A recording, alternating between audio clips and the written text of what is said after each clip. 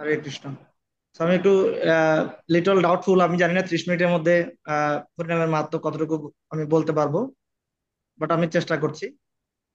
তো আমি thank you জানাচ্ছি 30 কমলোচন মিনিট। প্রভুকে আমাকে 30 হরিনামের হ্যাঁ। ক্লোরিফিকেশন করতে সুযোগ দেওয়ার জন্য। আমি শুরু করছি। ওম নমো ভগবতে বাসুদেবায়। ওম নমো ভগবতে বাসুদেবায়। ওম নমো ভগবতে বাসুদেবায়। ওম অজ্ঞানতিমিরান্ধস্য জ্ঞানাঞ্জনশলাকয়া চক্ষুरुन्मीलितं येन तस्मै श्रीगुरुवे नमः। नमोऽयं विष्णुपदाय कृष्णप्रेष्ठाय भूतले श्रीमते भक्तिवेदान्त स्वामिनीति नामिने। हे कृष्ण करुणा सिंधु दीनबन्धु जगत्पते गोपेश गोपिका कांत राधा कांत नमस्ते तप्त कांचन गौरांगी श्री राधे वृंदावनेश्वरी विश्वभानुसुते देवी प्रणमामि हरि। नमो महावदन्याय कृष्ण प्रेमप्रदायते कृष्णाय कृष्ण चैतन्य नाम्ने गौरतिषे नमः। जय श्री कृष्ण चैतन्य प्रभु नित्यानंद श्री अद्वैत गदाधर शिवासदि गौर भक्त। हरे कृष्ण कृष्ण कृष्ण हरे हरे, हरे राम राम राम हरे हरे। তো আমরা আহ, বেশি দেরি করছি না। আমরা গত ক্লাসে আলোচনা করেছিলাম সাইন্টিফিক বেনিফিটস অফ চ্যান্টিং নিয়ে। আমরা শিল প্রভুপাদের শ্রীমদ্ ভগবদ গীতার তাৎপর্য যদি ভালো করে পড়ি, শিল প্রভুপাদ জ্ঞান এবং বিজ্ঞান এই দুটো জিনিসের তাৎপর্য খুব সুন্দর ব্যাখ্যা করেছেন। শিল প্রভুপাদ বলছেন জ্ঞান মিনস ইনফরমেশন, নলেজ। জ্ঞানের ইংলিশ হচ্ছে নলেজ, কিন্তু আর একটু ক্লিয়ারলি বলতে গেলে ইনফরমেশন। বাট বিজ্ঞান মিনস রিয়েলাইজেশন, উপলব্ধি। গত ক্লাসে আমরা জেনেছি আহ সাইন্টিফিক ভাবে হরিনামের কি কি উপকারিতা, বাট সেটার প্র্যাকটিক্যালিটি কি, সেটা রিয়েলাইজেশন কি, এটা অনেক ইম্পর্টেন্ট। আজকে আমরা কিছু জিনিস সে বিষয়ে আলোচনা করব। বিশেষ করে আমি গত কয়েকদিন আগে একটি লেকচার শুনছিলাম, সেখানে একজন লেকচারারকে অডিয়েন্স কোয়েশ্চেন করছে যে আমরা কেন জব করি। হ্যাঁ, তিনি ওপেন কোয়েশ্চেন করেছেন সবার জন্য। আমার কি স্ক্রিনটা দেখা যাচ্ছে? হ্যাঁ প্রভু, দেখা যাচ্ছে। Okay. তিনি সবার জন্য ওপেন কোয়েশ্চেন করেছেন। তো বিভিন্ন বিভিন্ন জন বিভিন্ন রকম সেটার আনসার দিচ্ছিলেন। তো কিন্তু ওই ব্যক্তি সন্তুষ্ট হচ্ছিলেন না। তো হরিনামের বিভিন্ন বেনিফিটস নিয়ে তখন লেকচারার বলে উঠলেন, আসলে আমরা ভক্তি করেছি পরমেশ্বর ভগবানকে সন্তুষ্ট করার জন্য। আমরা হরিনাম করলে পরমেশ্বর ভগবান সন্তুষ্ট হন, এই জন্য আমরা জপ করি। এটা কি বেনিফিট, কি বেনিফিট না, তার চাইতে বড় বিষয় হচ্ছে এটা করলে ভগবান সন্তুষ্ট হন। তখন ওই ব্যক্তি দেখলাম আহ অনেক সন্তুষ্ট হয়েছে। Yes, this is the real reason actually. তো আসলে ভক্তি কি? হ্যাঁ, ভক্তি মানে হচ্ছে পরমেশ্বর ভগবানকে সন্তুষ্ট করা। শ্রীমদ ভগবত গীতায় অর্জুনকে ভক্তি বা একজন ভক্তের গুণাবলী বর্ণনা করতে গিয়ে পরমেশ্বর ভগবান বর্ণনা করছেন সততম কীর্তয়ন্তমম যতন্তশ্চ দৃঢ়ব্রতা নমস্যন্তশ্চ মাম ভক্ত নিত্যযুক্ত বসত। যে আমার ভক্ত সে সবসময় আমার সাথে কানেক্টেড থাকে। যে আমার ভক্ত সে সবসময় আমার সাথে কানেক্টেড থাকে। বাট সে কিভাবে কানেক্টেড? কানেক্টেড হওয়ার মাধ্যমটা কি? আমরা যখন একজন ব্যক্তির সাথে একজন ব্যক্তি কানেক্টেড হই, আমরা নেটওয়ার্কের মাধ্যমে কানেক্টেড হই, হোয়াটসঅ্যাপ মেসেঞ্জার বিভিন্ন জিনিসের মাধ্যমে কানেক্টেড হই। সো আমার ভক্ত আমার সাথে নিত্যযুক্ত, সবসময় কানেক্টেড থাকে। হাও? সততম কীর্তনতম, আমার নামের গুণমহিমা কীর্তনে দেওয়া। এভাবে পরমেশ্বর ভগবান তার হৃদয়কে ব্যক্ত করেছেন যে তাকে, তিনি কাকে ভক্ত বলে মনে করেন। এবং আমরা যদি ভক্তির সংজ্ঞা দেখি, সেখানে ভক্তির সংজ্ঞায় রূপ গোস্বামীপাদ বলছেন আহ সর্ব উপাধি বিনির্মুক্তা তৎপরতেন নির্মল ঋষিকেন ঋষিকেশম সেবনং ভক্তির উচ্চ। আমাদের ইন্দ্রিয়গুলো দিয়ে ঋষিকেন, আমাদের ইন্দ্রিয়গুলিতে যখন পরমেশ্বর ভগবান সুপ্রিম পার্সোনালিটি অফ গডেড তার ইন্দ্রিয়গুলিকে সন্তুষ্ট করার চেষ্টা করব, তখন আমাদের ইন্দ্রিয়গুলো যেভাবে তৃপ্ত হবে, পরমেশ্বর ভগবানও তৃপ্ত হবে। একইভাবে প্রভুপাদ তাৎপর্য উদাহরণ দিচ্ছেন। যখন একটা কোম্পানিতে বিভিন্ন ধরনের এমপ্লয়িরা কাজ কাজ করে, তারা কাজ করে মূলত হচ্ছে বসকে সন্তুষ্ট করার জন্য, বসের লাভের জন্য, মালিকের লাভের জন্য। কিন্তু মালিকের লাভটা করতে গিয়ে তারা তাদের পেমেন্টস, তাদের স্যালারিজ, তাদের বোনাস, ইনক্রিমেন্টস সবকিছু তারা প্রাপ্ত হচ্ছে। একইভাবে আমরা যদি পরম পুরুষ, যিনি সমস্ত বিশ্বব্রহ্মাণ্ডের অখিল নায়ক, আমরা যদি তাকে সন্তুষ্ট করার জন্য কার্য করি, আমাদের অটোমেটিকলি আমাদের ইন্দ্রিয়গুলো অটোমেটিকলি স্যাটিসফাইড হবে। এখন ইন্দ্রিয় দিয়ে যে আমরা ভগবানের সেবা করব, সেই সেবাটা কিভাবে শুরু হয়, তাই না? এই জন্য বলছেন অত শ্রীকৃষ্ণ নামাদি নববেদ গ্রাহ্যম ইন্দ্রিয়। অত শ্রীকৃষ্ণ নামাদি নববেদ গ্রাহ্যম ইন্দ্রিয়ই সেবন মুখে জিব্বাদ স্বয়মেব স্ফুরতি উদহ। তো মূলত ইন্দ্রিয়ের দ্বারা আমাদের ইন্দ্রিয়গুলোর দ্বারা পরমেশ্বর ভগবানের যে সেবা, সেই সেবাটা প্রথম শুরু হয় জিহ্বার দ্বারা। কিভাবে জিহ্বার দ্বারা শুরু হয়? পরমেশ্বর ভগবানের গুণমহিমা কীর্তন করার মাধ্যমে। আর এভাবে যখন কেউ পরমেশ্বর ভগবানের সাথে যুক্ত হয়, তখনই প্রকৃতপক্ষে তার জীবন সার্থক হয়। কারণ আমরা জানি আমরা পরমেশ্বর ভগবানের নিত্য এবং অবিচ্ছেদ্য অংশ। আর অংশ যদি পুণ্যের সেবা করে, তখন অংশ পরিপূর্ণতা লাভ করে। তো এই জন্য আজকে আমরা জানবো যে গ্লোরি অফ অল ইন। আমরা যে সাইন্টিফিক বেনিফিট জেনেছি, আজকে আমরা পারমার্থিক স্পিরিচুয়াল বেনিফিট জানবো, এবং এটার সাথে আমরা কিছু সাইন্টিফিক লিঙ্ক খুঁজে পাওয়ার চেষ্টা করব। ঠিক আছে? এখানে আমরা একটা ভিডিও দেখতে পাচ্ছি। আমরা বলেছিলাম যে মেডিটেশনের কি মেডিটেশনের কি গুরুত্ব। একইভাবে আহ শ্রীমদ ভগবদ্গীতা ভগবান বলছেন, অন্তকালে চ মামেব স্মরণ মুক্তা কলেবরম ইহ প্রয়াতি সমদ এবং ইয়াতি নাস্তি যত্র সংশয়। অন্তকালে যে মৃত্যুর সময় যে আমাকে স্মরণ করে দেওয়া ত্যাগ করে, সে পরবর্তীতে আমার ধাম বা আমার সমান গুণ প্রাপ্ত হয়। আমার সমান গুণ প্রাপ্ত হয়, কিন্তু কেউ আমরা তাহলে ভগবান হতে পারি না। আমরা ভগবানের সমান, ভগবানের সিমিলার ক্যাটাগরি গুণ প্রাপ্ত হতে পারি। ভগবান পরিমাণগতভাবে ভগবানের গুণ অনেক বিশাল, আর আমাদের গুণ ভগবানের তুলনায় কম, কিন্তু সেম গুণগুলো আমাদের মধ্যেও, সেই চিন্ময়তা আমাদের মধ্যে আমরা প্রাপ্ত হতে পারি। এখন মেডিটেশনের কি গুরুত্ব? শিলপ্রপাতকে সায়েন্টিস্টরা কোয়েশ্চেন করেছে, আপনি কিভাবে গ্যারান্টি দিতে পারেন যে এভাবে পরমেশ্বর ভগবানের দিব্য নাম বা কোন একটি নাম উচ্চারণ করার মাধ্যমে আমরা এরকম চিন্ময়ত্ব প্রাপ্ত হতে পারি, ভগবানের গুণ প্রাপ্ত হতে পারি? এটা আপনি কিভাবে বলতে পারেন? তখন শিলপ্রপাত উদাহরণ দিচ্ছেন যে রেশম কীট, গুটি পোকা, হ্যাঁ, রেশম পোকা যখন ধ্যান করে, ধ্যান করতে করতে করতে করতে একসময় সে প্রজাপতি, প্রজাপতি ধ্যান করতে করতে একসময় তার দেহটা প্রজাপতির মতো প্রাপ্ত হতে শুরু করে। আলটিমেটলি সে প্রজাপতি হিসেবে জন্মগ্রহণ করে। সে ছিল রেশম কীট, কিন্তু প্রজাপতি ধ্যান করতে করতে একসময় সে প্রজাপতিতে রূপান্তরিত হয়। আমরা এখানে ভিডিও দেখলে বুঝতে পারবো। আমরা একটু ভিডিওটা দেখি। It's a science. Meditation is a science.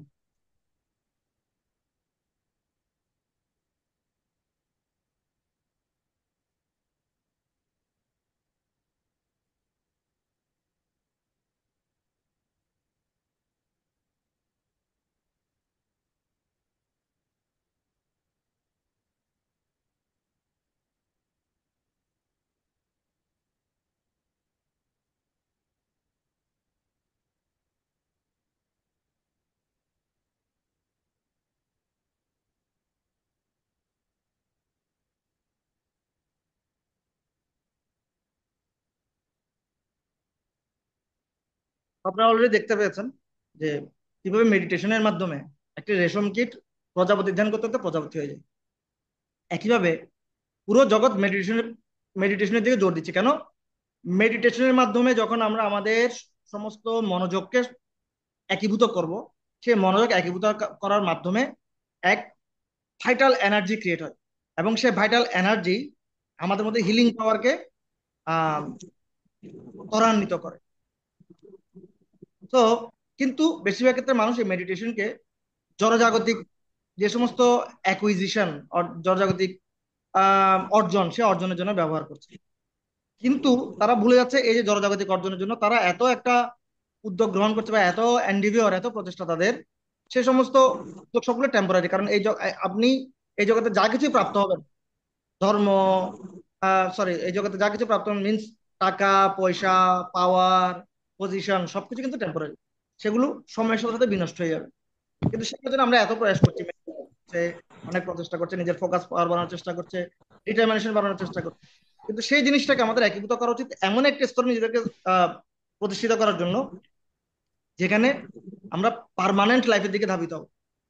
যেমন আমি যদি কোনো সাধারণ ব্যক্তিকে কোয়েশ্চেন করি এখন, যে ধরুন আপনি একটা বিজনেস করবেন, বিজনেসে বিনিয়োগ করবেন, বিনিয়োগ করার সময় আপনাকে মিটিং এ একজন বলছে, আপনি এই ব্যবসায় বিনিয়োগ করেন, এই ব্যবসা থেকে প্রতি মাসে আপনি অনেক লাভ পাবেন, লক্ষ লক্ষ টাকা, মিলিয়ন মিলিয়ন ডলার আপনি আহ, সেখান থেকে আপনি প্রফিট পাবেন। কিন্তু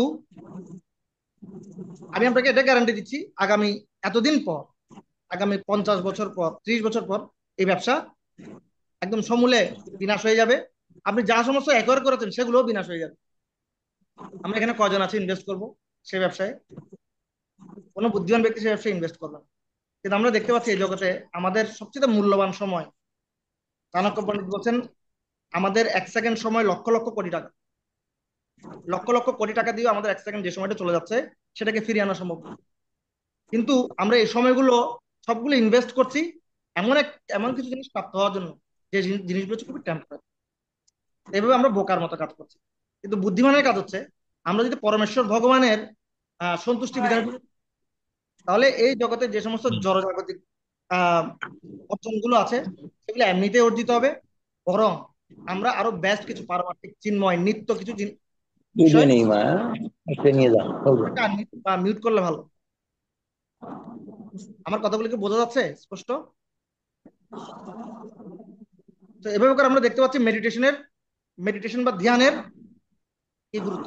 প্রভাত বললেন রেশম রেশম কীট যেমন একটি সামান্য প্রজাপতি, অধ্যাপকের মতিন দেবীরা জমি ভাবে শোষিত উঠানে পরমেশ্বর সাধু ভগবানের দিব্য নাম রূপ গুণ লীলা নিয়ে যদি আমরা সবসময় ধ্যান করি, ধ্যান করতে করতে আমরাও একসময় পরমেশ্বর প্রতিনিধি ভগবানের কারণ পাবো। প্রতিনিধি এজন্য কারণ শাস্ত্র তারা বলছে দুজনে সুস্থ। "যস্য ভক্তি ভগবতী প্রতিনিধি অকিঞ্চন অনেকে সর্বৈ প্রতিনিধি গুণৈকত্র সমাসতে সুরা প্রতিনিধি অবভক্তস্য প্রতিনিধি বলতে তোমার ধরো সহকর্মী আর কি। মনোরথেনা সতি ধাবত বহি"। সহকর্মী মানে বুঝো, আনমিউট করা আছে। মানে মানে প্রতিনিধি বলতে ধরো তুমি নাই, ঠিক আছে, তোমার তোমার অনুপস্থিতিতে আমি কি করলাম। গার্মেন্ট করেছে, বোঝাও যাইতেছে না।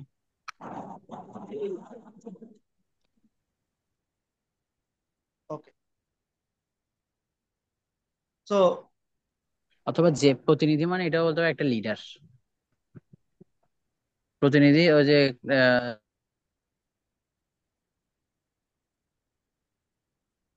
হরে কৃষ্ণ। তো এভাবে করে আমরা যদি প্রতিনিয়ত পরমেশ্বর ভগবানের ধ্যান করি, একসময় আমরা পরমেশ্বর ভগবানের মতো চিন্ময়তা লাভ করতে পারবো। আমি একটা শ্লোক বললাম, যস্যস্তি ভক্তির ভগবতী অকিঞ্চন সর্বই গুণেই তত্র সমাসতে সুখ। কেউ যদি পরমেশ্বর ভগবানের শ্রীচরণে ভক্তি করে, তাহলে সমস্ত দেবতাদের মতো গুণ, এমনকি পরমেশ্বর ভগবানের মতো গুণগুলো তার মধ্যে সঞ্চারিত হয়। অরাব ভক্তিস্য কুত মহৎ গুণ। এবং যারা পরমেশ্বর ভগবানের ধ্যান করে না, জাগতিকভাবে যারা পরমেশ্বর ভগবানের প্রতি ভক্তিপরায়ণ নয়, জাগতিকভাবে তারা অনেক মহৎ গুণের অধিকারী হতে পারে। বাট কুত মহৎ গুণ, সে সমস্ত গুণের কি দরকার, কি প্রয়োজন, কি লাভ, যদি না সে ভগবত ভক্ত হয়। আর বলছে পরের লাইন, ভগবত ভক্তদের যদি ওরকম অনেক ভালো গুণ নাও থাকে, তাহলে ক্ষতি কোথায়? কারণ আলটিমেটলি এই জগতের ব্যক্তিরা দেখেন অনেক কিছু অ্যাচিভ করছে, অনেক অ্যাকমপ্লিশমেন্ট তাদের, কিন্তু জিনিসটা তারা সুখী নয়। তারা সুইসাইড করছে, তারা ড্রাগস করছে, তারা অবৈধ আহ, আচার ব্যবস্থায় লিপ্ত, তাদের মনে শান্তি নেই, ভালো করে ঘুমাতে পারছে না। এই জন্য আমাদের মনকে প্রশান্ত করে চিন্ময়তের দিকে ধাবিত দেওয়ার জন্য আমাদের হরিনাম করা দরকার। এবং মেডিটেশনের আমি আরেকটা আপনাদেরকে বেনিফিট আমি দেখাই, আপনারা দেখে থাকবেন যাদের অভিজ্ঞতা আছে। আমরা জানি কচ্ছপ, কচ্ছপ কিভাবে তার বাচ্চাদেরকে জন্ম দেয়। কচ্ছপ কোথায় ডিম পারে? সমুদ্রের তীরে, বালির মধ্যে ডিম পেড়ে সে ডিমগুলোকে কি করে, বালির মধ্যে দিয়ে ঢেকে সাগর সমুদ্রের মধ্যেখানে চলে যায়। আর সমুদ্রের মধ্যে পানিতে বসে সে সবসময় সেই ডিমের ধ্যান করতে থাকে। আর ডিমের ধ্যান করতে করতে করতে ধ্যানের মাধ্যমে সে ডিমগুলোকে ফোটায়। যেখানে অন্যান্য প্রাণীরা কি করে, সেগুলোকে আহ ইয়ে করে, আহ, কি করে, ওমিং করে সেটা বাচ্চা জন্ম দেয়। কিন্তু কচ্ছপের ক্ষেত্রে সেরকম নয়, সে ডিম পেড়ে চলে যায় আর পানির মধ্যে গিয়ে সে ডিমের ধ্যান করতে থাকে। এবার ডিমের ধ্যান করতে করতে তার যে কনসেন্ট্রেশনের যে পাওয়ার, সেই পাওয়ারটার মাধ্যমে সে সন্তান জন্ম দেয়। Scientific process. একইভাবে আমরা যখন আমাদের সমস্ত চিন্তা চেতনাকে, আমাদের সমস্ত মনোযোগকে যখন পরমেশ্বর ভগবানের শ্রীচরণের দিকে, তার নাম রূপ গুণ লীলা দিকে ধাবিত করবো, অটোমেটিকলি তার গুণগুলো আমাদের মধ্যে প্রবাহিত হতে শুরু করবে। এবং আমরা ধীরে ধীরে এই জড় অনিত্য এই জগৎ থেকে চিন্ময় জগতের দিকে ধাবিত হব। কোনো পয়েন্ট না বুঝলে লিখে রাখুন, আহ কাজে আসবে। আমি আরেকটা সায়েন্স, সায়েন্স মানে কি আমি গত ক্লাসে বলেছিলাম, সায়েন্স মানে হচ্ছে যে তত্ত্ব, যে ফিলোসফিকে বাস্তব জীবনে প্রয়োগ করে সেটা থেকে আমাদের ডিজায়ার্ড রেজাল্ট আমরা প্রাপ্ত হতে পারি, সেটা হচ্ছে বিজ্ঞান। কোন একটা তত্ত্ব আমি বলে দিলাম এটা, এই জিনিসটা এমন, কিন্তু সেটাকে যখন আমি প্রায়োগিকভাবে প্রয়োগ করলাম, মানে বাস্তবিকভাবে প্রয়োগ করলাম, সেটা থেকে কোনো রেজাল্ট আসছে না, সেটা যেভাবে লেখা আছে সেভাবে রেজাল্ট দিচ্ছে না, তাহলে কি সেটাকে বিজ্ঞান বলা যাবে? যাবে না। বিজ্ঞান মানে হচ্ছে যে তত্ত্বটা আমি পড়ছি সে তত্ত্বটাকে যখন আমি অ্যাপ্লাই করে ডিজায়ার্ড রেজাল্ট, আমি যে জিনিসটা চাচ্ছি সেই জিনিসটা আমি প্রাপ্ত হবো, তখন এটাকে বলা হয় বিজ্ঞান। আর পারমাত্মিক বিজ্ঞান বলা হচ্ছে রিয়ালাইজেশন, উপলব্ধি। কোন একটা জিনিস জেনে সেই জিনিসটা যখন আমরা উপলব্ধি করবো। তাহলে এখানে আমি কোন বিজ্ঞানের কথা বলছি?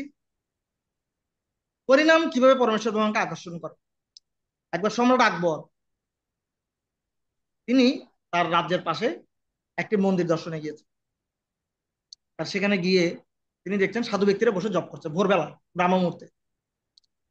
তো তিনি, এত বড় একজন সম্রাট গেছেন, কিন্তু সবাই জপে খুব মগ্ন। কেউ সম্রাটকে অভিবাদন করেনি, কেউ তাকে ওয়েলকাম জানায়নি। তখন তিনি খুব অসম্মান বোধ করলেন। তখন তিনি বলছেন, আরে এই সাধুগুলোর কোনো কাজ নেই, শুধু খায়, ঘুমায়, আর হরি হরি হরি হরি করে, হরে কৃষ্ণ করে। আমি যে একজন সম্রাট, এই আশ্রমে আসলাম, কেউ আমাকে সম্মান প্রদর্শন করলো না। আজকে থেকে এই রাজ্যে কোনো হরিনাম হবে না, আজকে থেকে এই রাজ্যে হরিনাম বন্ধ। যে হরিনাম করবে তার আমি গর্দান কেটে নিব।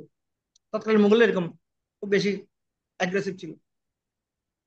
তা বলে তিনি চলে গেলেন। সাধুদের মন খুব খারাপ হলো। সাধুরা তাকে বুঝাতে পারছিলেন না, আসলে আমরা এতটাই মগ্ন ছিলাম, আপনি যার মধ্যে খেয়াল করিনি, আপনি একটু, আমরা যদি বুঝতে পারতাম তো আমরা আপনাকে অভিবাদন করতাম। এই ব্যাপারে তিনি বলছেন, না, এই রাজ্যের কোনো এই মন্দিরে এবং আশেপাশের রাজ্যে মন্দিরে কোনো পরিণাম হবে না, বন্ধ এখন থেকে। তখন তারা খুব টেনশনে পড়ে গেলো। তারা চিন্তা করলো কি করা যায়, এখন পরিণাম করলে দণ্ড পেতে হবে। তখন তারা মিটিং ডাকলো, কি করা যায়, কিভাবে রাজাকে বোঝানো যায়। তখন মিটিং অনেকে অনেক ধরনের কথা বলছে, কিন্তু কোনোটা স্যাটিসফ্যাক্টরি না। তখন একজন সাধু হাত তুলে বলছে, আমি একটা বিষয় বলতে চাই। হ্যাঁ, বলুন। আচ্ছা, কালকে ভোর থেকে ব্রাহ্ম মুহূর্ত থেকে আমরা হরিনাম জপ করবো না, কিন্তু আমরা জপ করবো। হরিনাম জপ করবো না, জপ করবো কি, কি করবেন, কি কি জপ করবো? আমরা আকবর নাম জপ করবো। আমরা কালকে সকালে আকবর আকবর নাম জপ। বলছে, তাহলে লাভ কি হবে? লাভ কি হবে কালকে বোঝা যাবে, কিন্তু আমার কথাটা একবার ধরেন আপনারা। বলছে, ওকে ফাইন, কালকে সকালে আমরা আকবর নামে জপ করবো। তখন ভোরে ঘুম থেকে উঠেই ব্রাহ্ম মুহূর্তে মঙ্গল আরতির পর থেকে তারা আকবর আকবর আকবর আকবর জপ করতে শুরু করলেন। এবং যত সময় যাচ্ছে তাদের ধ্বনি, আকবর ধ্বনিটা শুধু বাড়ছে। আকবর আকবর আকবর আকবর। দেখি সবাই জপ করুন তো এখানে, আপনাদের আশেপাশে যারা আছেন, দেখি যারা জুমে আছেন, আকবর নাম জপ করুন তো। কেমন লাগবে? কোনো রস আছে এটাতে? কোনো রস আছে? কোনো রস নেই। কিন্তু তারা বলছে আকবর নাম জপ করবো আমরা। এবার আকবর এত উচ্চস্বরে তারা জপ করছে, খুব কাছেই আহ তার মহলে শোনা যাচ্ছে। অনেক সময় আমাদের যখন কীর্তন হয় খুব ধুম, বাইরে শোনা যায় না, দুই তিন তলা আশেপাশে সব জায়গায় শোনা যায় বক্তারা জপ করছে বা কীর্তন করছে। তখন আকবর বলছে, এত আওয়াজ কোথা থেকে আসছে, কি সমস্যা? সৈন্যকে পাঠালো, দেখে আসো কি হচ্ছে। সৈন্য গিয়ে বললো, সবাই সেখানে আকবর আকবর নাম, কি বল আকবর নাম জপ করছে, ওরা আমার নাম কেন জপ করবে? বলছে, হ্যাঁ প্রভু, ওরা আপনার নামই জপ করছে, আকবর আকবর। সেই ভোর থেকে তারা শুরু করছে 3-4 ঘন্টা ধরে। কি বলো, এটা তো দেখা উচিত। ঠিক আছে, আমি আরেকটু সময় নিচ্ছি, আরেকটু পরে যাবো। তখন তারা আরো উচ্চ স্বরে আকবর নাম জপ করতে শুরু করলো। তখন রাজা, যে এখনো নাইট ড্রেস খুলেনি, ঘুম থেকে যে উঠেছে, সে সেই নাইট ড্রেস পরিত অবস্থায় মুকুট না পরে দৌড়াতে দৌড়াতে আশ্রমে গিয়েছে। আশ্রমে গিয়ে বলছে, হে আমার প্রিয় প্রজাগণ, তোমরা কেন আমার নাম ধরে এভাবে চিৎকার করছো? তোমাদের কি লাগবে আমাকে বলো। তোমরা এত ভক্তি সহকারে আমাকে ডাকছো, এটা দেখে আমার হৃদয় বিগলিত। আমি তোমাদের উপর প্রসন্ন হয়ে তোমাদেরকে কিছু ফ্যাসিলিটিস দিতে চাই, তোমরা যা চাইবে আমি তা দিব। তখন ওই ব্যক্তি হাত তুলে, আবার ওই সাধু ব্যক্তি বলেন, মহারাজ, আমরা আকবর নাম জপ করছি এই জন্য, আপনাকে বোঝানোর জন্য, কেন আমরা হরে কৃষ্ণ মহামন্ত্র জপ। আপনি তো আমাদের জপ বন্ধ করে দিয়েছেন, জপ করে কি লাভ, এটা আপনি আমাদেরকে জিজ্ঞেস করেছেন। দেখুন, আমরা সামান্য 1-1.5 ঘন্টা 2 ঘন্টা আপনার নাম জপ করেছি, আপনি আপনার রাজ সিংহাসনে বসে থাকতে পারেননি, নাইট ড্রেস পরে, মুকুট পর্যন্ত পরেননি, জুতা পর্যন্ত পরেননি, দৌড়াতে দৌড়াতে আমাদের আবেদন শোনার জন্য চলে আসছে, এবং বলছেন কি চাই বলুন, আমি প্রসন্ন। ঠিক একইভাবে পুরো সমস্ত বিশ্ব ব্রহ্মাণ্ডের লোক দিন রাত 24 ঘন্টা অহর্নিশি সে পরমেশ্বর পরমেশ্বর পরমেশ্বর ভগবান শ্রীকৃষ্ণকে স্মরণ করছে, এভাবে আকুল ভাবে ডাকছে হৃদয় থেকে। ফেক নয়, আমরা তো ফেক আপনাকে ডেকেছি, আমরা তো আপনাকে ভালোবেসে ডাকিনি, ফেক ডেকেছি আপনাকে। তারপরও আপনার হৃদয় বিগলিত হয়ে গেছে, পাষাণ হৃদয়। আর তিনি পরম করুণাময়, তিনি কিভাবে সে গোলক বৃন্দাবনে বসে থাকে বলুন তো? তিনি আমাদেরকে এভাবে সাড়া প্রদান করার জন্য সাধরাতে নেমে আসেন। এই জন্যই তো ভগবান শাস্ত্রে বলেছেন, নাহং তিষ্ঠামি বৈকুণ্ঠে যোগিনাম হৃদয় শুভা, মদ ভক্তা যত্র গায়ন্তি তত্র তিষ্ঠামি নারদ। আমার ভক্তরা যেখানে আমার গুণমহিমা কীর্তন করে, আমি তৎক্ষণাৎ, ইমিডিয়েটলি আমি সেখানে গমন করি। It's a science. পরমেশ্বর ভগবানের নাম জপ করা মানে পরমেশ্বর ভগবানকে আকৃষ্ট করা। সাধারণত নম, আমরা পরমেশ্বর ভগবানকে প্রণাম নিবেদন করি। নম, নম মানে হচ্ছে ঝোঁকা, কাউকে ঝুঁকে প্রণাম নিবেদন করা, নম। আর আমরা কার আশ্রয় গ্রহণ করছি? নাম, নাম, পরিণামের আশ্রয় গ্রহণ করছি। নম শব্দের অর্থ হচ্ছে ঝুঁকা, নাম শব্দের অর্থ হচ্ছে ঝুঁকানো। আমরা যখন পরমেশ্বর ভগবানকে প্রণাম নিবেদন করি তখন আমরা পরমেশ্বর ভগবানের সামনে ঝুঁকি। আর কেউ যখন পরমেশ্বর ভগবানের নাম উচ্চারণ করে তখন পরমেশ্বর ভগবান তার সামনে ঝুঁকে। This is the science. পরমেশ্বর ভগবান তখন তার সামনে নত হয়। এই জন্য মহাপ্রভু বলছেন, হ্যাঁ, নিত্যানন্দ প্রভু বলছেন, আমারে কিনিয়া লহ ভজ গৌর হরি। গৌরাঙ্গের ভজনা করো এবং আমাকে কিনে নাও। কেউ যখন পরমেশ্বর ভগবানের নাম গুণমহিমা কীর্তন করে তখন পরমেশ্বর ভগবান তার কাছে বিকৃত হয়ে যায়। বিকৃত ন, তখন পরমেশ্বর ভগবান তার কাছে নিজেকে বিক্রি করে দেন। এই জন্য আমরা হরে কৃষ্ণ মন্ত্র আশ্রয় গ্রহণ করছি। আপনারা শুনে থাকবেন শ্রীমদ ভাগবতমে। আমরা এখন প্র্যাকটিক্যাল এক্সপিরিয়েন্স দেখবো। এই হরে কৃষ্ণ মহামন্ত্র ব্যবহার করে কারা কারা প্র্যাকটিক্যাল রেজাল্ট পেয়েছেন। এখানে আপনারা যে ছবিটা দেখতে পাচ্ছেন তার নাম হচ্ছে ধ্রুব। শ্রীমদ ভাগবতমে বর্ণনা করা হয়েছে ধ্রুব। খুব ছোট্ট একটা বালক ছিল, 4 বছর বয়সের একটা বাচ্চা। সে একসময় তার বাবার কোলে বসতে চেয়েছিল। তার দুজন মা ছিল। তার বাবা, একজন মা ছিল সুনীতি আর একজন সুরুচি। তার বাবা সুরুচিকে খুব ভালো পছন্দ করত আর সুরুচির সন্তানকে খুব আদর করতো সুরুচির মন রক্ষা করার জন্য। কিন্তু সুনীতি সুরুচির মতো এত আলট্রা মডার্ন ছিল না, স্মার্ট ছিল না। এই জন্য সুনীতিকে সুনীতিকে পছন্দ করতো না, সুরুচিকে পছন্দ করতো। একসময় ধ্রুব গিয়েছে আগ্রহ করে বাবার কোলে বসবে। তখন তার বাবা কোলে নিতে চেয়েছিল কিন্তু সুরুচি বলছে না, তুমি ওকে কোলে নিতে পারবে না, তুমি এই কোলে বসতে পারবে না। এবং সে তৎক্ষণাৎ ধ্রুবকে বলছে, তুমি যদি তোমার যদি এই কোলে বসতে হয় তাহলে আবার জন্মগ্রহণ করতে হবে আমার গর্ভ থেকে। এই জন্য তপস্যা করো গিয়ে গিয়ে, যাতে আমার গর্ভে পরবর্তীতে জন্মগ্রহণ করতে পারো। তো যেহেতু সে একজন ক্ষত্রিয় পুত্র ছিল, রাজার পুত্র ছিল, এভাবে চ্যাস্টাইজড হয়ে, এভাবে অপমানিত হয়ে সে অত্যন্ত অপমান বোধ করলো ধ্রুব। তখন সে তৎক্ষণাৎ তার মায়ের কাছে গেল, সুনীতির কাছে। সুনীতিকে বললো, আমাকে এভাবে অপমান করা হয়েছে, আমাকে আমার বাবার কোলে বসতে দেওয়া হয়নি, এটা আমার অধিকার। তো সুনীতি তাকে প্রসন্ন করলো। প্রশ্ন করে বলছে, দেখো বাবা, এটা ভাগ্য, এখানে কিছু করে নাই। তস্মাদিদম দেবতন্ত্রম ব্যবশ্য বড় দর্শন। সবকিছু পরমেশ্বর ভগবানের দ্বারা নির্ধারিত হচ্ছে, এটা আমার আমার আমার কপাল, এটাকে মেনে নিতে হবে। তখন দেখছে তারপরেও ধ্রুব মানছে না। তার ক্ষত্রিয় পুত্র, একটা তেজ আছে ক্ষত্রিয়ের, সেটা মানছে না, মেনে নিতে পারছে না। তখন সে বলছে, মা, আমি এটার প্রতিশোধ চাই। আমি আমার বাবা নয়, আমি আমার বাবার বাবার বাবা, আমার পিতামহ থেকেও, আমার পিতামহ থেকে মানে আমার বাবার পিতা হচ্ছে ব্রহ্মা, হ্যাঁ, প্রপিতামহ ব্রহ্মা, ব্রহ্মার থেকেও বড় পোস্ট চাই, এর চেয়ে বড় সিংহাসন আমার লাগবে। তখন সুনীতি বলছে, এই পজিশনে তোমাকে কেউ দিতে পারবে না এই জগতে, ব্রহ্মার চেয়ে বড় পোস্ট। ব্রহ্মাকে তুমি জানো? তখন সুনীতি বলছেন, যস্যাংঘ্রি পদ্মম পরিচর্য বিশ্ব বিভাবনায়াত গুণ বিপত্তি অযোত্তিষ্ঠম খলু পরমেষ্টম গীতাত্মশস্যন গুণ ও বিপেত্তম। বলছে যস্যাংঘ্রি পদ্মম পরিচর্য বিশ্ব, তুমি যদি এই ধরনের কিছু চাও, তোমার মধ্যে যখন জেদ চেপেছে, এই ধরনের পথ এই পৃথিবী তোমাকে কেউ দিতে পারবে না। যদি তোমার দরকারই হয়, তোমার যদি মনে হচ্ছে যে এরকম পথ তোমার দরকার, তাহলে যস্যাংঘ্রি পদ্মম পরিচর্য বিশ্ব, এমন কারো শরণ গ্রহণ করো যার শ্রীচরণ সমগ্র জগৎ বন্দনা করে। এবং তুমি যার কথা বলছো, তোমার প্রপিতামহ ব্রহ্মা, সেও তার যে পোস্টটা পেয়েছে, হ্যাঁ, অজ উদ্দিষ্টম খলু পরমেষ্টম, সেও তার যে পোস্টটা পেয়েছে সেটা এই ব্যক্তিকে তার পাদপদ্ম সেবা করার মাধ্যমে প্রাপ্ত হয়েছে। তুমি যদি সত্যি কি চাও, এই ধরনের ফ্যাসিলিটিস চাও, তুমি তার শরণ গ্রহণ করো।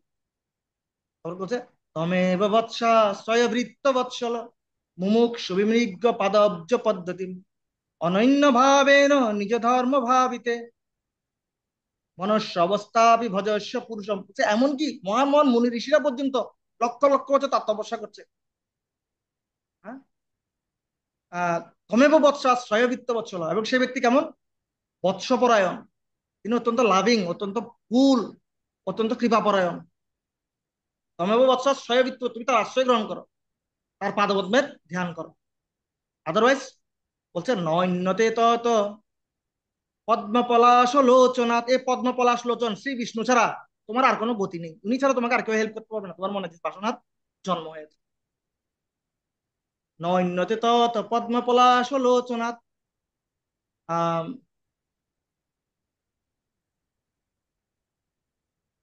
লাস্ট হচ্ছে শ্রীয়তে রৈরঙ্গ বিমুক্ত মানয়, অর্থাৎ এমনকি শ্রী লক্ষ্মী দেবী, সে লক্ষ্মী দেবী এই জগৎকে ধন সম্পদ দান করে। সে লক্ষ্মী দেবীর কৃপা পাওয়ার জন্য ব্রহ্মা আদি দেবগণ সমস্ত চরাচর সে লক্ষ্মী দেবীর পাদসেবা করে, শুধু ধন সম্পদ প্রাপ্ত হওয়ার জন্য। আর সে লক্ষ্মী দেবী কি করে? সে লক্ষ্মী দেবী সেই শ্রী বিষ্ণুর পাদপদ্ম প্রক্ষালন করে। তাহলে তুমি বুঝো, ব্রহ্মা যাদের পাদ প্রক্ষালন করে, সে লক্ষ্মী দেবী তার পাদ প্রক্ষালন করে, তিনি কত পাওয়ারফুল। ঠিক আছে। শ্রীরূপিণী কনয়তি চরণারবিন্দম লীলাম বুঝেন হরিসৎ মনে মুক্ত দোষা সংলক্ষ্যতে উপেত কুজ্জ হেমনি সম্মার্জতি বয়ত অনুগ্রহণে অন্য ইয়ত না। বলছে এমনকি লক্ষ্মী দেবী তিনি পরমেশ্বর ভগবানকে সন্তুষ্ট করার জন্য বৈকুণ্ঠের ফ্লোরকে ঝাড়ু দেন। হরে কৃষ্ণ কৃষ্ণ কৃষ্ণ হরে রাম হরে রাম রাম রাম হরে ঈশ্বর। প্রভুজি একটু জবটা মিউট করে করুন, আমার ফ্লোটা নষ্ট হয়ে গেলে আমি ফ্লো হারিয়ে ফেলবো। ঠিক আছে, আমি আপনাদেরকে যে স্লাইডটা দেখাচ্ছি এটা মূলত 2.5 ঘন্টার স্লাইড। চেষ্টা করবো এটা যত দ্রুত শেষ করা যায়। তো তখন বলছে অথচ সেই লক্ষ্মী দেবী পরমেশ্বর ভগবান শ্রী বিষ্ণুকে সন্তুষ্ট করার জন্য তার বৈকুণ্ঠের ফ্লোর, যে যদিও বৈকুণ্ঠের ফ্লোরে কোনো ধুলাবালি নেই, তারপরে তিনি সবসময় সেটা ঝাড়ু দিতে ব্যস্ত, পাদ প্রক্ষালন করতে ব্যস্ত, কেন? ভগবানকে সন্তুষ্ট করার জন্য। তোমার যদি আসলে এই ধরনের পথ পেতে হয়, তুমি ভগবানের ধ্যান আশ্রয় গ্রহণ করো। তখন সাথে সাথে সুনীতির কাছ থেকে বিদায় নিয়ে ধ্রুব গৃহ ত্যাগ করলেন। ঠিক আছে, তাহলে আমি এই ভগবানকে তুষ্ট করবো, কিন্তু আমার এই ধরনের বড় পোস্ট চাই। তখন তিনি বনে গিয়ে ধ্যান করলেন, ধ্যান করা শুরু করলেন। আর তার ধ্যান দেখে ভগবান অবাক হয়ে গেছে, এত কঠোর ধ্যান করছে, তপস্যা, ভগবানকে সন্তুষ্ট করার জন্য, কিন্তু সে কোনো মন্ত্র জানে না, সে শুধু শ্রী বিষ্ণুর ধ্যান করার চেষ্টা করছে। তখন ভগবান নারদ মুনিকে প্রেরণ করলেন, কারণ যথার্থ গুরু ছাড়া, যথার্থ কাউন্সিলর, যথার্থ গাইড, যথার্থ মেন্টর ছাড়া কখনো ভক্তি পরিপূর্ণতা পায় না। এটা নিয়ে বলতে গেলে আবার আমাকে অনেকক্ষণ বলতে হবে, জাস্ট এতটুকু জেনে রাখেন। ভক্তি জীবনে যথার্থ কাউন্সিলর, গাইড, মেন্টর ছাড়া ভক্তি কখনো পূর্ণতা লাভ করে না। এই জন্য পরমেশ্বর ভগবান একজন গুরুকে পাঠিয়েছেন তাকে বোঝানোর জন্য। তখন গুরু আগে কি করবে? পরীক্ষা করছে। গুরু বলছে তুমি এত ছোট্ট একটি বালক, তুমি আরে লক্ষ লক্ষ বছর তপস্যা করে কেউ পরমেশ্বর ভগবানের নখাগ্র দর্শন করার সুযোগ পায় না, আর তুমি আসছো বিষ্ণুকে ভজনা করার জন্য। গৃহে ফিরে যাও, এখন তোমার খেলার বয়স, গিয়ে খেলো। তখন বলছে না, যদি আপনার আমাকে হেল্প করার মতো কোনো পয়েন্ট থাকে তাহলে বলতে পারেন, সাজেস্ট করতে পারেন, নাহলে নিজের রাস্তা ধরেন। এভাবে বললো। তখন নারদমুনি বললো বাহ, ছেলেটা ভালো ডিটারমিনেশন আছে। তখন নারদমুনি যাকে বললো জপশ্চ পরমং গুজ্জম, হম, এই পরম পবিত্র নাম জপ করা, আমি তোমাকে এখন যে নামটা দিচ্ছি, এই নামটা জপ করলে কি হবে? সপ্তরাত্রশ্চ প্রবঠন পুমান পশ্যতি খেচরান। তুমি যদি এটা 7 রাত জপ করো, তাহলে তুমি ঊর্ধ্বলোকের সমস্ত গ্রহলোকগুলোকে দেখতে পাবে, এবং তোমার এই মন্ত্রের দ্বারা আকৃষ্ট হয়ে পরমেশ্বর ভগবান তোমাকে দর্শন দিতে বাধ্য হবে। তখন নারদ মুনির সেই ইনস্ট্রাকশন, সেই সাজেশনে ধ্রুব জপ করতে শুরু করলেন পরমেশ্বর ভগবানের দিব্য। আর এভাবে জপ করতে করতে করতে তো একসময় পরমেশ্বর ভগবান অতিষ্ঠ হয়ে গেছেন, মানে অধৈর্য হয়ে গেছেন তাকে দর্শন দেওয়ার জন্য, এত আকুল ভাবে কেউ আমাকে ডাকছে। তখন পরমেশ্বর ভগবান সাক্ষাৎ সেখানে উপস্থিত হয়েছে। আর ভগবান তাকে বলছেন তুমি কি চাও, তুমি পৃথিবীর যা কিছু চাও তুমি আমাকে বলো, আমি সব তোমাকে দিতে প্রস্তুত, তুমি আমাকে প্রসন্ন করেছো। তখন ধ্রুব বলছেন ভগবান, যে ব্যক্তি এই জীবনে আপনার দর্শন পেয়ে গেছে তার আর কি প্রাপ্য জগতে? দেখেন, ধ্রুবের কিন্তু বাসনা ছিল, কিন্তু পরমেশ্বর ভগবানের শুদ্ধ নাম জপ করার ফলে এবং পরমেশ্বর ভগবানকে দর্শন করার ফলে তার সমস্ত জড়জাগতিক বাসনা থেকে সে মুক্ত হয়েছে। ঠিক আছে, অনেকে বলতে পারে এটা ব্রেন ওয়াশ হয়ে গেল না। ব্রেন ওয়াশ নয়। তখন ধ্রুব বলছে হে ভগবান, আপনার কাছ থেকে আমি এখন যে ভালোবাসা পেয়েছি সেটি 1 কোটি মায়ের ভালোবাসাকে যদি একসাথে করা হয়, সেটা তারপর আপনার ভালোবাসার কোনো তুলনা হবে না। ধ্রুব একটা খুব সুন্দর শ্লোক বলেছে, যদি 1 কোটি মায়ের ভালোবাসাকে, যদি কোটি কোটি মায়ের ভালোবাসাকে যদি একসাথে করা হয়, তারপরে ভগবান আপনি আমার প্রতি যে পরিমাণ লাভিং, আপনি আমার প্রতি যে পরিমাণ মার্সিফুল, সেই মার্সিকে এক করা সম্ভব হবে না কখনো। এবং আমি খুঁজতে এসেছিলাম কাঁচ, আমি খুঁজতে এসেছিলাম কাঁচ, কিন্তু আমি পেয়ে গেছি ডায়মন্ড। আমি কাঁচ খুঁজতে এসে হীরা পেয়ে গেছি, আমি এখন কাঁচ চাই না, আমি হীরা চাই। এভাবে করে পরমেশ্বর ভগবানের শুধু দিব্য নামের প্রভাবে ধ্রুব মহারাজ পরমেশ্বর ভগবানকে আকৃষ্ট করেছিল। এই হচ্ছে নামের প্রভাব। আমরা যখন পরমেশ্বর ভগবানের নাম গ্রহণ করব তখন পরমেশ্বর ভগবান, শ্রীমদ্ ভাগবতে বলা হচ্ছে, ঠিক যেভাবে বৎসাতুর গাভী তার বৎসের দিকে, তার বাচ্চার দিকে ধাবিত হয়। আপনাদের কাদের কাদের অভিজ্ঞতা আছে আমি জানি না, যখন কোনো গাভী সন্তান জন্মদান করে সেই গাভীর বাচ্চার প্রতি সে খুব আকৃষ্ট থাকে। এমনকি কি ধরনের আকৃষ্ট থাকে দেখেন, অনেক সময় গাভীর বাচ্চা হওয়ার পর গাভী মারা যায় না, গাভীর বাচ্চা হওয়ার পর গাভীর বাচ্চা মারা যায়। হ্যাঁ, বাচ্চা আপনার মৃত বাচ্চা জন্ম হয়েছে, কি করে বাচ্চার মালিক কি করে, ওই বাচ্চাটাকে কি করে না, মানে কখনো সৎকার করে না, না করে কি করে বাচ্চাটাকে শুয়ে রাখে। হ্যাঁ, আর শুয়ে ওই বাচ্চাটাকে দেখে দেখে দুধ দহন করে। ওই বাচ্চাটাকে দেখে গাভী দুধ দুধ দুধ দুধ প্রদান করে। এত বেশি আসক্ত, এত বেশি ভালোবাসা প্রবণ থাকে গাভীর বাচ্চার প্রতি গাভী। শাস্ত্রে বর্ণনা প্রদান করা হচ্ছে এভাবে। একইভাবে পরমেশ্বর ভগবানের গুণমহিমা যখন তার ভক্তরা আকুলভাবে প্রার্থনা করে, আকুলভাবে উচ্চারণ করে, তখন তৎক্ষণাৎ পরমেশ্বর ভগবান সে বৎসাতুর গাভীর মতো তাদের প্রতি ধাবিত হয়। তিনি নিজেকে কন্ট্রোল করতে পারেন না। এভাবে আমরা প্র্যাকটিক্যাল উদাহরণের মাধ্যমে দেখতে পাই। এবং সেই জায়গাটি এখনো আছে ইন্ডিয়াতে। আপনারা যদি কখনো বৃন্দাবন আশ্রমে দেখবেন, মধুবন, মধুবন নামক স্থানে ধ্রুব কি করেছিল, তপস্যা করেছিল। আর সেখানে সে পরমেশ্বর খুব শর্ট টাইমের মধ্যে, খুব শর্ট টাইমের মধ্যে, কয়েক মাসের মধ্যে সে পরমেশ্বর ভগবানকে তার নামের প্রভাবে আকৃষ্ট করে নিয়ে এসেছে। এটা হচ্ছে নামের মহিমা। দেন আর কোনো উদাহরণ আছে? হ্যাঁ, এখানে আমরা দেখছি পরমেশ্বর ভগবান কিভাবে তাকে দর্শন প্রদান করলেন। নারদমুনি তাকে বোঝানোর চেষ্টা করছিলেন কিন্তু সে বুঝতে পারছিল না, এবং পরমেশ্বর ভগবান লাস্টে কৃপাপূর্বক তার সামনে এসে উপস্থিত হয়ে গেছে। খুব ফেমাস, চিনতে পারছেন আপনারা কে? দ্রৌপদী। হ্যাঁ, ভারী সবাই দ্রৌপদীর লজ্জাহরণ করার চেষ্টা করা হচ্ছিল, এবং পঞ্চ পাণ্ডবের মতো, হ্যাঁ, মানে শত শত হাতির বল আছে এই ধরনের বীর যোদ্ধারাও তাকে রক্ষা করতে পারছিল না। এবং সে নিজেকে বাঁচানোর সমস্ত চেষ্টা প্রয়াস করে ব্যর্থ হওয়ার পর সে আর কোনো উপায় না পেয়ে পরমেশ্বরকে দুই হাত তুলে ডাকতে শুরু করলেন, হে মাধব, হে ভগবান, আপনি দয়া করে আমাকে কৃপা করুন। তখন সাথে সাথে পরমেশ্বর ভগবান তাকে অনন্ত বস্ত্র দান করে তাকে রেসিপ্রোকেট করেছিলেন, তাকে হেল্প করেছিলেন। কিন্তু এরপরও দ্রৌপদীর পরমেশ্বর ভগবানের প্রতি অভিমান ছিল। কি অভিমান ছিল? ভগবান যখন তার সাথে দেখা করতে এসছে, হে মাধব, আমি তোমাকে এত ডাকলাম, তুমি আমাকে সাই দিলে না, তুমি আমার সাথে এরকম করতে পারলে, আরেকটু হলে তো আমার মান সম্মান চলে যাচ্ছিল। তখন ভগবান বলছে, দেখো, আমার প্রতি তোমার ভরসা কম, তুমি আমার নাম গ্রহণ করছিলে কিন্তু আমার নামের প্রতি তোমার শরণাগতি খুব কম ছিল। কেন? বলছে, দেখো, প্রথম যখন তোমার বৎ স্মরণ করা হচ্ছে তুমি প্রথম নিজের চেষ্টা করতে শুরু করছো, তখন আমাকে ডাকছিলেই না তুমি। তোমার বিশ্বাস ছিল না যে আমার নাম ধরে ডাকলে আমি কাউকে রক্ষা করতে পারি। হ্যাঁ, আমার নাম ধরে ডাকলে আমি কাউকে রক্ষা করতে পারি, তোমার বিশ্বাস ছিল না। এরপর তুমি এক হাত দিয়ে শাড়ি বাঁচানোর চেষ্টা করছিলে, আর এক হাত দিয়ে আমাকে হাত তুলে রাখছিলে, তখনও তোমার 50-50 চান্স, তুমি আমাকে পরিপূর্ণ শরণাগত ভাবে ডাকোনি। কিন্তু যে তুমি দুই হাত তুলে আমাকে ডাকলে সমস্ত 100% শরণাগতি দিয়ে, তখন আমি আর গোলক বৃন্দাবনে বসে থাকতে পারলাম না। বলছে, তারপরেও তুমি দেরি করলে। ওটা আমি দেরি করবো না, তুমি আমাকে বলছো, হে গোলক বিহারী ভগবান, আপনি দয়া করে আমাকে কৃপা করুন। তো গোলক থেকে ফ্লাইট পাকার के इधर आने से तो थोड़ा लेट हो जाएगा ना। আমি তোমার হৃদয় আছে এই বিষয়টা তোমার নেই, তুমি কেন বলনি হে হৃদয় বিহারী ভগবান আমাকে রক্ষা করুন? তাহলে আমি তোমার হৃদয় থেকে তৎক্ষণাৎ প্রকটিত হতাম। হচ্ছে পরমেশ্বর ভগবানের নামের মহিমা। সর্বঙ্গ শরণাগতি হইবে যাহার, তাহার প্রার্থনা শুনে শ্রীনন্দ কুমার। আমরা যদি হৃদয় দিয়ে বিশ্বাস সহকারে, বিশ্বাসে মিলায় বস্তু তর্কে বহু, বিশ্বাস সুদৃঢ় শব্দে করহ নিশ্চয়, কৃষ্ণ ভক্তি কইলে সর্বকর্মকৃত হয়। বুঝতে যাচ্ছে? এ ধরনের ডিজায়ার কার ছিল? প্রহ্লাদ মহারাজের। প্রহ্লাদকে বলছে, তোর ভগবান কি এখানেই থাকে?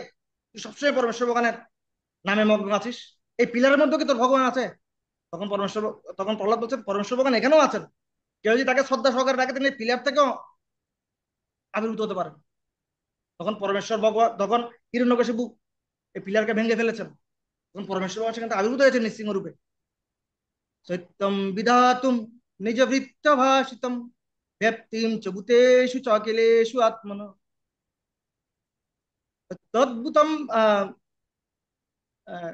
লাইনটা শুরু হয়েছে, ব্যাপ্তিম চ ভূতেষু চ অখিলেষু আত্মন অদৃশ্যতি অতি অদৃশ্যতি অতি রূপম উদ্বহন স্তম্ভে সভায়াম ন মৃগম ন মানুষ। তখন পরমেশ্বর ভগবান তার ভক্তির প্রতি, তার নামের প্রতি আকৃষ্ট হয়ে সেই পিলার থেকে আবির্ভূত হয়েছে। দেখি সায়েন্স নাকি সায়েন্স নয়, প্র্যাকটিক্যাল। আপনারা এখনো অবিরামে এসে সেই নিশ্চিহ্নপল্লী দর্শন করতে পারেন, আপনারা এখনো হস্তিনাপুর দর্শন করতে পারেন, যেখানে দ্রৌপদীর বস্ত্রহরণ হয়েছিল। পরমেশ্বর ভগবান সেভাবে রেসিপ্রোকেট করেছিল। শুধু মানুষ নয়, পরমেশ্বর ভগবান পশুদেরকে পর্যন্ত রেসিপ্রোকেট করেছেন। একবার যখন গজেন্দ্র, হ্যাঁ, তিনি তার পরিবারকে নিয়ে ক্রীড়া করতে গেছেন, তখন এক কুমির তাকে পা কামড়ে ধরেছেন। যদিও গজেন্দ্র অনেক শক্তিশালী ছিল, কিন্তু যেহেতু গজেন্দ্র পানির মধ্যে ছিল, পানিতে তো কুমিরের শক্তি বেশি, তখন গজেন্দ্র সেখানে কুল করতে পারছিল না। এবে 1000 বছর চলে গেছে, গজেন্দ্র নিজেকে রক্ষা করতে পারছেন না। এটা স্বর্গলোকের ঘটনা, অন্য একটা প্ল্যানেটের ঘটনা। তখন অত্যন্ত আকুল হয়ে যখন সে নিজেকে, তখন সে বুঝতে পারছে আমাকে আর উদ্ধার করার মতো তখন কেউ নেই, আমাকে কেউ এই জগতে কেউ উদ্ধার করতে পারে না। এই জগতে পরমেশ্বর ভগবান ছাড়া কেউ কাউকে উদ্ধার করতে পারে না। এই জগতে আমরা আমাদের ক্রিয়েষু কুটধর্মেষু দুঃখতন্ত্রেষু অতন্দ্রিত দুঃখন প্রতিকারম সুখবত মন্যতে গৃহী। আমরা মনে করছি কি আমি সবাইকে রক্ষা করব, দুঃখম প্রতিকারম আমি সবার দুঃখকে নিস্তার করব, আমার গৃহ আত্মীয় স্বজন পুত্র পরিজন আমি সবাইকে হেল্প করব, আমি সবার দুঃখ বাসনা দুঃখ দুর্দশা দূর করে দিব। হ্যাঁ, আমরা দাঁড়ালে হাট বসলে বাজারে ধরনের কথা বলেন চট্টগ্রামের বলে, আমাদের এত বড় গোষ্ঠী, দাঁড়ালে হাট বসলে বাজার। হ্যাঁ, আমার অমুকের ঘরের নাতির ঘরের অমুক হচ্ছে সচিব, অমুক হচ্ছে প্রেসিডেন্ট, অমুক হচ্ছে আর্মি, মানে কত অহংকার। কিন্তু শাস্ত্র কি বলছে, দেহ অপত্য কলত্রাদিষু আত্মসৈন্যেষু অসৎসু অপি তেষাম প্রমত্ত নিধনাম পশ্যন্নপি ন পশ্যতি। এই জগতে সবাই আমার সামনে দিয়ে চলে যাচ্ছে, মৃত্যু দিকে অগ্রসর হচ্ছে, আমার সামনে দিয়ে অনেক ব্যক্তি অলরেডি চলে গেছে। এই জগতে কেউ কাউকে রক্ষা করতে পারেনি, কেউ কাউকে ধরে রাখতে পারেনি। এই জগতে কেউ কাউকে আলটিমেটলি রক্ষা করতে পারবে না, শুধুমাত্র একজন ছাড়া, সেটা হচ্ছে পরমেশ্বর ভগবান। আর সেটা উপলব্ধি করে গজেন্দ্র একটা পুষ্প নিয়ে পরমেশ্বর ভগবানের চরণে প্রার্থনা করেছে, ভগবান আপনি আমাকে রক্ষা করুন, আপনি ছাড়া আমার কেউ নেই। তখন তৎক্ষণাৎ শাস্ত্রে বর্ণনা করা হচ্ছে, ভগবান এত বেশি ব্যাকুল হয়ে গেছে, ভগবান গরুরকে ছেড়ে, ভগবানকে তো গরুর করে আসতে হয় না, গরুর পিঠে করে, ভগবান গরুরকে ছাড়া লাভ দিয়েছে। এটা সাউথ ইন্ডিয়াতে, বিশেষ করে এটা ভাগবতমে নেই, সাউথ ইন্ডিয়ার একটা খুব ফেমাস একটা গ্রন্থ আছে ওখানকার সাউথ ইন্ডিয়ার আচার্যদের, ওখানে এভাবে বর্ণনা করা হয়েছে। বলছে তিনি এমনকি গরুকে পর্যন্ত রেখে রেখে চলে আসছেন, পরে গরুর তার পিছনে ধাবিত হয়েছে, ভগবান আমাকে নিয়ে যান, আমি আপনাকে নিয়ে যাচ্ছি, এত তারা কিসে, কোথায় যাচ্ছেন? আর ভগবান এত ব্যস্ত হয়ে গেছে, ভগবান যখন স্বর্গলোক দিয়ে আসছে, ভগবানের উত্তরীয়, ভগবানের গলবস্ত্র তার শরীর থেকে পড়ে গেছে, ভগবান সেটা নেওয়ার জন্য 1 সেকেন্ড ওখানে দাঁড়ায়নি। গরুর বলছে এটা নিয়ে নি, নো, তুমি যাও, আমার ভক্তকে উদ্ধার করতে হবে। তখন যখন যখন স্বর্গলোকের দেবতারা দেখছে কি একটা কি মানে স্বর্ণের মতো অদ্ভুত কি একটা পড়ছে, তখন ইন্দ্র বের হয়ে দেখছে এটা ভগবানের গলবস্ত্র। তখন ইন্দ্র সহ সমস্ত দেবতারা ভগবানের পিছনে ধাবিত হলো, তখন ইন্দ্র সহ সমস্ত দেবতারা ভগবানের পিছনে ধাবিত হলো, আরে ভগবান যাচ্ছে, আমরা এখানে আর বসে থাকতে পারি না, চলো সবাই। তখন ভগবান গিয়ে সাথে সাথে গজেন্দ্রকে উদ্ধার করলেন, কুমিরকে চক্র দিয়ে তিনি নিধন করলেন, নিধন করে গজেন্দ্রকে উদ্ধার করলেন।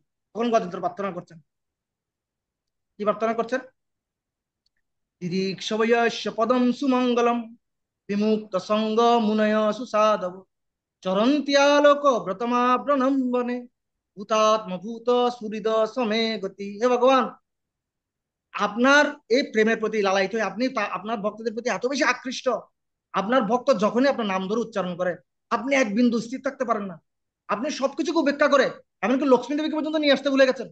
লক্ষ্মী দেবী আপনার চরণ ধরেছিল, আপনি এখন যাবেন না, এখন আপনার রেস্টের সময়, আপনি সেই লক্ষ্মী দেবীকে উপেক্ষা করে, এটা সাউথ ইন্ডিয়ার সেই গ্রন্থে উল্লেখ করা আছে, সে লক্ষ্মী দেবীকে লাথি মেরে আপনি আমাকে উদ্ধার করার জন্য চলে আসছেন।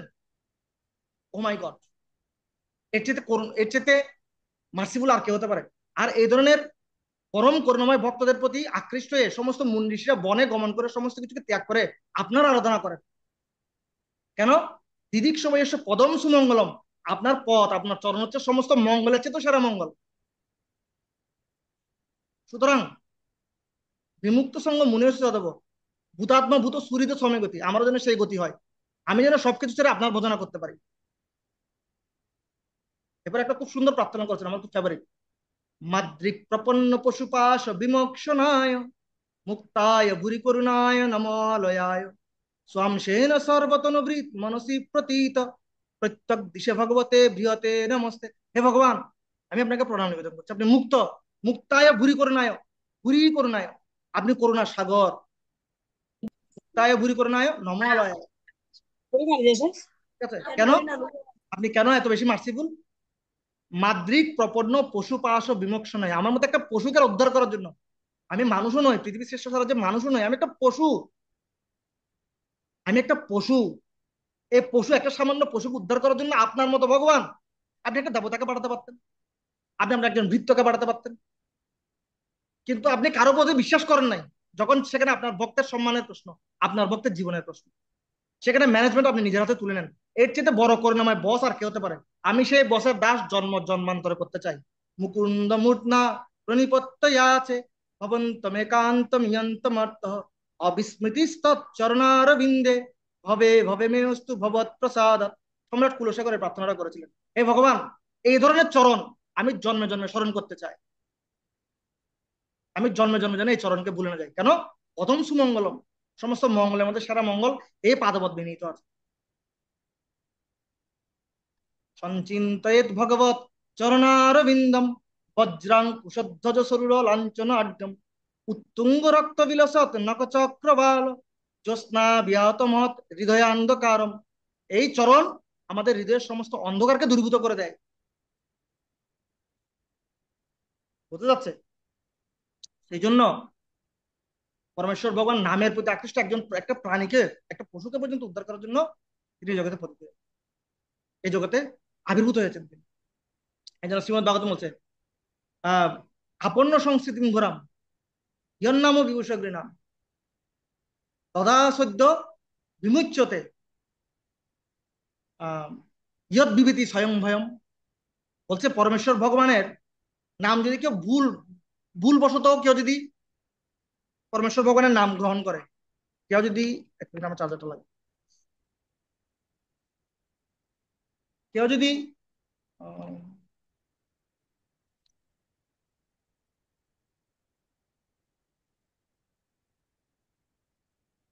হরে কৃষ্ণ, কেউ যদি ভুলবশত পরমেশ্বর ভগবানের নাম উচ্চারণ করে, হ্যাঁ, পরমেশ্বর ভগবান সাথে সাথে তার প্রতি কৃপা পরায়ণ হয় এবং সমস্ত সদ্গুণগুলি তাকে প্রদান করেন।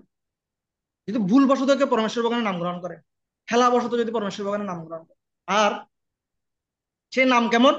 বলছে সেই নাম এত পাওয়ারফুল, ইয়ৎ বিভীতি স্বয়ং ভয়ম, স্বয়ং ভয়ও যাকে ভয় পায়, স্বয়ং মৃত্যুও যাকে ভয় পায়, সেই নাম গ্রহণ করার ফলে সেটা যদি কেউ ভুল সহকারেও, খেলা সহকারেও গ্রহণ করে, তারপরে সে সমস্ত সদ্গুণগুলো প্রাপ্ত হয়।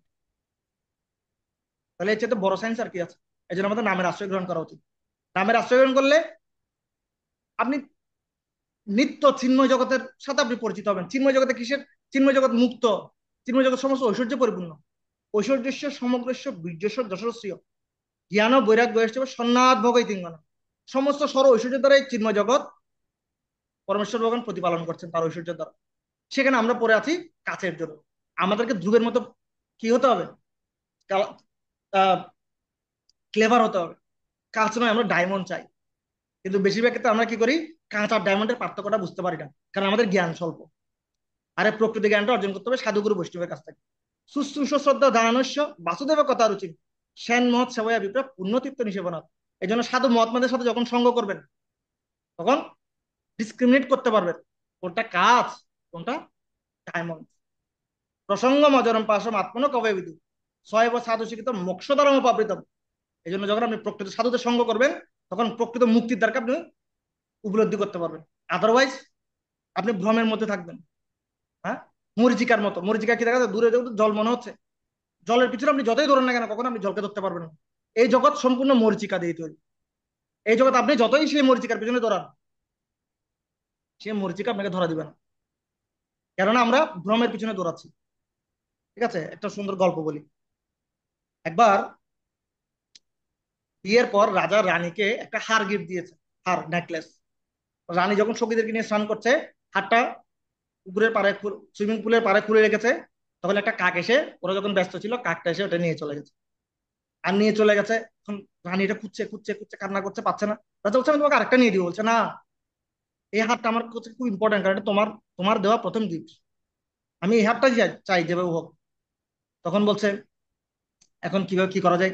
তখন রাজা সব থেকে ঘোষণা করে দিল, এই হারটা যে খুঁজে পাবে আমি ওকে 5টা গ্রাম উপহার দিব। তখন সবাই খুঁজছে, একটা ছোট বাচ্চাও শুনেছে, সেও খুঁজছে হারটা কোথায় পাওয়া যায়, হারটা কোথায় পাওয়া যায়। হ্যাঁ, তখন খুঁজতে খুঁজতে সবাই খুঁজছে 5টা গ্রাম পাবে। তো সৌভাগ্যবশত সে বালকটা দেখতে পেল সে হারটাকে কোথায়। ও, হারটা তো পুকুরে দেখা যাচ্ছে হারটাকে, পুকুরে। তখন সে কাউকে না বলে একটা কাঠি দিয়ে সে হারটাকে বারবার কাছে টানার চেষ্টা করছিল। যতই কাছে টানার চেষ্টা করে হারটা আর কাছে আসে না, হারটা আর কাছে আসে না। বারবার সে হারটাকে কাছে টানতে চাচ্ছে কিন্তু হারটা আর আসে না। তখন ওই পথ দিয়ে একটা সাধু যাচ্ছিল, সাধু বলছে কি ব্যাপার, তুমি কি কি চেষ্টা করছো, কি কি চাই তোমার, আমাকে বলো, আমি হেল্প করছি। ও বলছে না ভয়ে, কেন আমার যদি অর্ধেক গ্রাম দিয়ে দিতে হয় আবার ওকে, আমার গিফটের অর্ধেক যদি দিয়ে দিতে হয়। বুঝতে যাচ্ছে, ও বলছে না না আমি বলবো না, বলছে আমাকে বলো, আমাকে বিনিময়ে কিছু দিতে হবে না, আমি তোমাকে হেল্প করছি। তখন বললো দেখেন, রানী হারটা হারিয়ে গেছে, রাজা বলেছিল যে খুঁজে দিতে পারবে তাকে 5টা গ্রাম দিব। তা আমিও রাজা হতে চাই, আমি আমার একটা স্বপ্ন। এই জন্য আমি যে না ওই হারটাকে খুঁজে পেয়েছি, এটা নিতে চাচ্ছি। কোথায় হার, দেখাও আমাকে, আমি নিয়ে দিচ্ছি। বুঝে ওই দেখেন পুকুরের মধ্যে হার। তখন সাধু হাসলেন, আরে বাবা বোকা ছেলে, হারটা পুকুরে নয়, হারটা গাছের উপর দেখো, কাক ওখানে ঝুলিয়ে রেখে চলে গেছে। আর তুমি পুকুরে ওটা কি দেখতে পাচ্ছ, স্বচ্ছ জলে সেম, সেটার প্রতিফলন তুমি দেখতে পাচ্ছ। আলটিমেটলি মেন নেকলেসটা ওটা নয়। তখন ওই গাছ থেকে সে হাতটাকে নামিয়ে দিল। তখন সে বুঝতে পারলো, ও আচ্ছা আচ্ছা আচ্ছা, একইভাবে আমরা সে বালকটার মতো নির্বোধ। আমরা সুখকে খুঁজছি কিন্তু সুখটা কোথায় আমরা জানি না। আমরা সুখটাকে এখানে খুঁজছি, ওখানে খুঁজছি, এখানে খুঁজছি, তাই না? আরেকটা বলি, ঠিক আছে? কমলোচন বউ যদি আমার টাইম ফুরিয়ে আসে আমাকে একটু জানাবেন, কেমন? কমলোচন বউ আছেন? হ্যাঁ ওকে, প্রভু। তবু আমি কি আর কিছুক্ষণ কন্টিনিউ করবো? প্রশ্নোত্তরের জন্য যদি। হ্যাঁ, আমি 5 মিনিটের মধ্যে শেষ, 2-3 মিনিটের মধ্যে শেষ করছি, ঠিক আছে প্রভু? Yes yes. ওকে। তখন এক ব্যক্তি আরেকটা গল্প বলছি। এক ব্যক্তি, মানে আমরা কিভাবে ভ্রান্ত, এক ব্যক্তি ঘরের তালা খোলার চেষ্টা করছে অন্ধকারের মধ্যে। তো তালা খুলতে চেষ্টা করার সময় তার চাবিটা অন্ধকারে পড়ে গেছে। তখন সে অন্ধকারের মধ্যে হাত রাখছে, চাবিটা খোঁজার চেষ্টা করছে, খুঁজে পাচ্ছে না। একজন ব্যক্তি হেঁটে যাচ্ছে, বলছে কি খুঁজছেন মশাই? বলছে আমি, আমার চাবিটা পড়ে গেছে তো এই জন্য খুঁজছি। তো অন্ধকারে কেন খুঁজছেন, আলোতে গিয়ে খুঁজুন। তো লোকটা যখন আবার ফিরে আসছে দেখছে ওই ব্যক্তিটা ওই মেইন রোডে গিয়ে নিয়ন আলোর নিচে কিছু একটা খুঁজছে। বলছে আবার কি হারিয়ে ফেললেন, এখানে এসে খুঁজছেন এখন? বলছে আর আপনি না বললেন আলোতে খোঁজার জন্য, এই জন্য আলোতে এসে খুঁজছি। চাবিটা চাবিটা পড়েছে কোথায়, আমার ঘরের দরজার সামনে। তো এখানে কেন খুঁজছেন? আপনি তো বললেন আলোতে গিয়ে খুঁজুন। আমাদের অবস্থা হয়ে গেছে এরকম, আমরা আনন্দকে খুঁজছি কিন্তু ভুল জায়গায়। আমরা আনন্দিত হওয়ার চেষ্টা করছি কিন্তু ভুল জায়গায়। আমরা আনন্দিত হচ্ছি কোথায়? পারে গেলে আনন্দ পাবো, কনসার্টে গেলে আনন্দ পাবো, আইপিএল ম্যাচ দেখলে আনন্দ পাবো, ফেসবুকিং করলে আনন্দ পাবো। কিন্তু আলটিমেটলি আনন্দটা কোথায়? হৃদয়ে। আর হৃদয়ের অভ্যন্তরে সেটা জাগ্রত করতে হবে কিভাবে? নামের মাধ্যমে যখন হৃদয় পরিশুদ্ধ হবে তখন আনন্দাম্বু অধিবর্ধনম, তখন আপনি আনন্দ উপলব্ধি করতে পারবেন। এবং আমি লাস্ট মানে আমার এখানে আরো অনেক পয়েন্ট আছে, আমি তারপর শেষ করছি। লাস্ট হচ্ছে অজামিল। অজামিল একজন অনেক বেশি পাপী ছিল। সে তার সতী গৃহবধূকে পরিত্যাগ করে একটা পতিতা রমণীকে বাসায় স্ত্রী হিসেবে নিয়ে আসছে। 88 বছর বয়সে সে 10টা সন্তান জন্ম দিয়েছে, 88 বছর বয়সে বিয়ে করেছে, আর ইন্দ্রিয়তৃপ্তিতে মগ্ন। কিন্তু সৌভাগ্যবশত সে তার ছোট 10 নম্বর সন্তানের নাম রেখেছে নারায়ণ। আর মৃত্যুর সময় সে তা এত পাপ করেছে, তাকে যমদূতেরা নিতে এসেছে, চল আমাদের সাথে। তখন টানা ইচ্ছা করছে। তখন সে এক প্রচন্ড ভয়ে তার ছোট ছেলেকে ডাকছে, নারায়ণ নারায়ণ বলে ডাকছে। আর সাথে সাথে সেখানে বিষ্ণুদূতরা চলে এসেছে। নারায়ণ বলে একবার ডেকেছে, নারায়ণ, ঠিক আছে? নারায়ণ, 4টা শব্দ, নারায়ণ 4টা শব্দ। এবং শাস্ত্র অনেক জায়গায় বলা আছে 4বার ডেকেছে, কেউ কেউ বলে 4বার ডেকেছে, কেউ কেউ বলে নারায়ণের 4টা ওয়ার্ড। এই জন্য 4জন বিষ্ণুদূতকে ভগবান সাথে সাথে পাঠিয়ে দিয়েছে। তার মানে যতবার ডাকবেন ভগবানকে তত বেশি বিষ্ণুদূত আপনাকে রক্ষা করার জন্য আসবে। দেখুন কত পাওয়ারফুল। তখন বিষ্ণুদূতের এসে ওকে নেওয়া যাবে না। বলছে কেন? বলছে হচ্ছে ও হচ্ছে পুণ্যবান ব্যক্তি, ওকে নিয়ে ও হচ্ছে সবচেয়ে পুণ্য, ওর কোনো পাপ নেই, তোমরা কেন ওকে নিয়ে যাচ্ছ? বলছে কি পাপ নেই? আরে ভাই, ওর পাপ গণনা করার জন্য আমাদেরকে প্রতিদিন ওভার ডিউটি করতে হইতো, ওভার নাইট করতে হইতো। কতদিন ওর জন্য আমাদের নাইট ডিউটি করতে হয়েছে ভাই? হ্যাঁ, ওভার টাইম করেছি কোনো বেতন ছাড়া, শুধু ওর পাপটাকে গণনা করার জন্য। আপনি দেখেন এক্সেল শিটটা দেখেন তো কত লম্বা। আপনারা বলছেন কোনো পাপ নেই। হ্যাঁ, তখন তারা যমদূতের কাছে গিয়ে বিচার দিল। তখন যমদূতেরা বলল আসলে ওর অনেক পাপ ছিল, কিন্তু সাথে সাথে নারায়ণ শব্দের উচ্চারণ করার ফলে অজ্ঞানাত অথবা জ্ঞানাত উত্তম শ্লোক নাময়ত, জ্ঞানের সহকারে হোক আর অজ্ঞান সহকারে হোক, কেউ যদি একবার উত্তম শ্লোক পরমেশ্বর ভগবানের নাম উচ্চারণ করে, সংকীর্তিত অঘ পুংসাম দহেয়ত এদ যথা অনল। অগ্নি যেমন মুহূর্তের মধ্যে সবকিছুকে বস্তুভূত করে দেয়, দেখলেন না? 200-300 জনের একটা প্লেন 1-2-3 মিনিটের মধ্যে কি করে দিয়েছে, সবাইকে একদম জ্বালিয়ে ছাই করে দিয়েছে, কয়লা বানিয়ে দিয়েছে। ঠিক একবারে সংকীর্তন এত বেশি পাওয়ারফুল, পরমেশ্বর ভগবানের নাম এত বেশি পাওয়ারফুল, এই নাম উচ্চারণ করার সাথে সাথে লক্ষ লক্ষ জন্মের পাপ সাথে সাথে বিনষ্ট ধূলিসাৎ হয়ে যায়। তুমি তাড়াতাড়ি ওদেরকে প্রণাম নিবেদন করে ওখান থেকে ভাগো। সে এখন মহাপুণ্যবান ব্যক্তি। কেচিত কেবল ভক্ত বাসুদেব পরায়ণ অঘম ধুন্নন্তি কাশ্মীর নিহারমি বিভাস্বর। যখন কুয়াশা হয়, কুয়াশায় সমস্ত জগৎ ঢেকে যায়, কিন্তু সূর্য যখন উদিত হয় সাথে সাথে কুয়াশা কুয়াশা কি হয়ে যায়, কেটে যায়। একইভাবে হরিনাম যখন কারো হৃদয়ে আবির্ভূত হবে, তার হৃদয়ের সমস্ত অনর্থগুলো, কাম ক্রোধ লোভ মোহ মদ মাৎসর্য, এগুলি কুয়াশার মতো, সূর্য যেরকম কুয়াশাকে ভ্যানিশ করে দেয়, একইভাবে হরিনাম রূপ সূর্য আমাদের হৃদয়ের সমস্ত কুয়াশাকে ভ্যানিশ করে দেবে। এই জন্য আমাদের হরিনামের আশ্রয় গ্রহণ করা উচিত। আমরা এই জগৎ শুধু ঈর্ষার কারণে, মিথ্যা অহংকারের কারণে কম্পিটিশন করছে। সবাই শুধু কম্পিটিশনের রত, কারো মনে শান্তি নেই, কে কার চাইতে বেশি এগিয়ে যাবে, কে কাকে মেরে খাবে, হ্যাঁ, কে কাকে ভোগ করবে। এগুলো সবগুলো অনর্থ। আর এগুলোর মাধ্যমে আমরা পুনরপি জননম পুনরপি মরণম পুনরপি জননী জঠরে শয়নম, এই নাগরদোলার চক্রে আবর্তিত হচ্ছে। কিন্তু যখনই আমরা হরিনামের আশ্রয় গ্রহণ করবো, সাথে সাথে পরমেশ্বর ভগবান আমাদেরকে সমস্ত ঐশ্বর্যগুলোকে প্রদান করে, তার চরণ আমাদেরকে প্রদান করে, আমাদেরকে মুক্ত করবে। ঠিক আছে, পরমেশ্বর ভগবানের নাম বলা হচ্ছে, পরমেশ্বর ভগবানের চেয়ে পাওয়ারফুল। এখানে আরেকজনের কথা না বললেই নয়, এখানে আরেকজনের কথা না বললেই নয়। বাল্মীকি দেখেন, উনি এত পাপী ছিলেন, সঠিক নামটা উচ্চারণ করতে পারেন না। নাম কত পাওয়ারফুল, নামকে উল্টা উচ্চারণ করেছেন। রামকে কি উচ্চারণ করেছেন? মরা। রাম নাম উচ্চারণ করতে পারছেন না, নামকে উচ্চারণ করতে মরা। বলছে সাংকেতম পরিয়াস্যম বা স্তবম হেলনমে বাবা। হ্যাঁ, বৈকুণ্ঠ নাম গ্রহণম অশেষ অগ হরম বিদু। কেউ যদি সংকেত সহকারে, পরিহাস করে, ভুল করে, ভুল মন্ত্র উচ্চারণ করে, ভুল মন্ত্র উচ্চারণ করে, তারপরে পরমেশ্বর ভগবান এত মহান, তিনি বলেন যে না, ও আমার নামে উচ্চারণ করছে। কেউ যদি বলে যে হারাম, হ্যাঁ, ও বলছে হারাম, ভগবান বলছে না, ও বলছে হারাম, তখন সে কি করে? পরমেশ্বর ভগবান তাকে সমস্ত পুণ্যফল প্রদান করে। হ্যাঁ, সাংকেতম পরিশ্রম স্তবম হলো না বাবা, সঠিক নামটা উচ্চারণ করতে পারছে না, মরা মরা উচ্চারণ করছে। আর মরা মরা উচ্চারণ করতে করতে একসময় সেটা রামে পরিণত হয়ে গেছে। এবার সমস্ত সদ্গুণগুলো তার মধ্যে প্রবেশ করেছে এবং সে পরবর্তীতে বাল্মীকি মুনিতে রূপান্তরিত হয়েছে। This is science.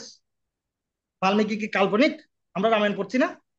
কার রামায়ণ পড়ছি? বাল্মীকি রামায়ণ। হ্যাঁ, তো এগুলি নিয়ে বর্ণনা করতে গেলে আরো অনেক বর্ণনা, আমি তারপরে শর্টকাটে বলে শেষ করলাম। এখানে একটা খুব সুন্দর লাইন আছে, আপনার আমি একটু পড়ে শুনিয়ে দিচ্ছি। পরম পুরুষোত্তম ভগবান বদ্ধ জীবগণের প্রতি এমনই কৃপাময় যে তার পবিত্র নাম উচ্চারণের মাধ্যমে যদি তাকে অনিচ্ছায় কিংবা বুঝি মুझे 1 GB भेज दो ना। পরম পুরুষোত্তম ভগবান বদ্ধজীবগণের প্রতি এমনই কৃপাময় যে তার পবিত্র নাম উচ্চারণের মাধ্যমে যদি তাকে অনিচ্ছায় কিংবা অসাবধান ভাবে আহ্বান করা হয়, তাহলে তাদের অন্তরের অগণিত পাপময় কর্মফল বিনাশে তিনি উদ্যোগী হন। সুতরাং যখনই কোনো ভগবত ভক্ত শ্রী ভগবানের চরণ কমলাশ্রয় স্বীকার করেন এবং যথার্থ প্রেম ভক্তি সহকারে পবিত্র কৃষ্ণ নাম কীর্তন করেন, তখন পরম পুরুষোত্তম ভগবান কখনোই তেমন ভক্তজনের হৃদয় আসন পরিত্যাগ করে চলে যেতে পারেন না। তিনি কখনোই আমাদের হৃদয় পরিত্যাগ করতে পারেন না, আমাদেরকে প্রত্যাখ্যান করতে পারেন না, আমাদের প্রার্থনাকে প্রত্যাখ্যান করতে পারেন না। এভাবে অনায়াসে যিনি তার হৃদয় মাঝে পরমেশ্বর ভগবানকে ধারণ করে রেখেছেন, তাকে বলা হয় ভাগবত প্রধান তথা শ্রী ভগবানের মহত্তম ভক্ত রূপে স্বীকার করা হয়ে থাকে। আপনারা যারা এখানে হরিনাম করছেন, মনুষ্য নাম সহস্রেষু কষ্টির যত সিদ্ধ, হ্যাঁ, শত শত সহস্র মানুষের মধ্যে আপনার হচ্ছে সবচেয়ে লাকি পার্সন, যারাই পরমেশ্বর ভগবানের গুণমহিমা কীর্তন করার সুযোগ পেয়েছে। বুঝতে যাচ্ছে? বহুনাম জন্মনামন্তে জ্ঞানবানমাং প্রপদ্যতে মহাত্মা সর্বমিতি মহাত্মা সুদুর্লভ, বাসুদেব সর্বমিতি মহাত্মা সুদুর্লভ। যে ভক্তরা আমার নাম করছে তারা হচ্ছে বহু বহু জন্মের পর অনেক সুকৃতির ফলে আমার এই নাম গ্রহণ করার সুযোগ পাচ্ছে। এই জন্য যারা হরিনামে আশ্রয় গ্রহণ করছে, হরিনামে দেখা পেয়েছেন, এরা খুবই ভাগ্যবান। ঠিক আছে? একবার কৃষ্ণ নামে যত পাপ করে, জীবের কি সাধ্য আছে তত পাপ করে। এই জন্য তপন মিশ্রকে চৈতন্য মহাপ্রভু বলছেন, শোনো মিশ্র, কলিযুগে নাহি তপযজ্ঞ। কলিযুগে তপস্যা বা যজ্ঞ করার মতো কোনো স্টেমিনা আমাদের নেই। যেজন কৃষ্ণ ভজে তার মহাভাগ্য। অতএব যেজন কৃষ্ণ ভজে সে বড় চতুর। কৃষ্ণ নাম হরিনাম বড়ই মধুর। যেজন কৃষ্ণ ভজে সে বড় চতুর।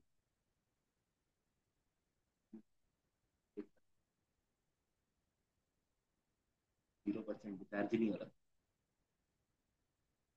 ये लगा हुआ है।